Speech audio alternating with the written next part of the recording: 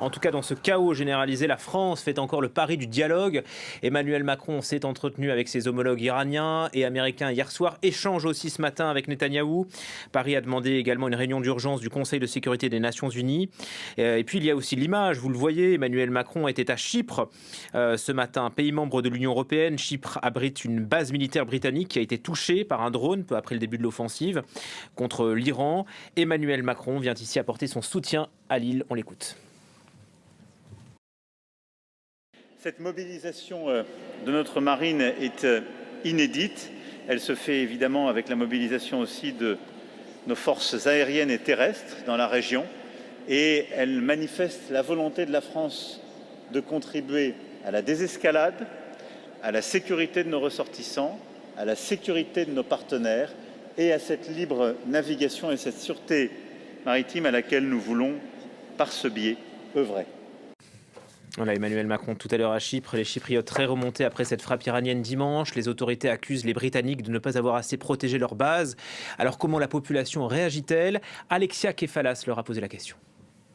On ne peut pas dire que les Chypriotes soient rassurés. Ils ont été rassurés à partir du moment où effectivement ils ont vu toute cette artillerie des amis européens arriver sur l'île. Il faut comprendre qu'à Chypre, surtout dans la région soit de Paphos, soit d'Akrotiri, là où il y a la base américaine, donc vers Limassol, eh bien, il y a des alertes en permanence parce que eh bien, soit il y a un drone qui s'approche, soit c'est comme ce matin avec des chasseurs F-16 turcs qui ont survolé l'espace aérien chypriote. Donc effectivement, ce n'est pas rassurant. Ils estiment qu'ils sont au cœur finalement d'un conflit qu'ils n'ont pas provoqué. Et c'est la raison pour laquelle le président chypriote Nikos Christodoulidis, en ouvrant son discours face à Emmanuel Macron et face au Premier ministre grec, a dit qu'il n'était pas en guerre et qu'il refusait la guerre.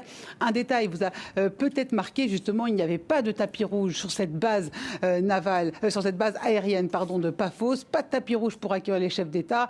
On est décontracté et même pour la première fois, le programme est en avance puisque le discours du président français vient juste d'intervenir alors qu'il devait se faire un peu plus tard. Donc effectivement, tout est dans la solidarité et surtout montrer qu'ils sont sur la défensive mais qu'ils ne font pas partie de cette guerre.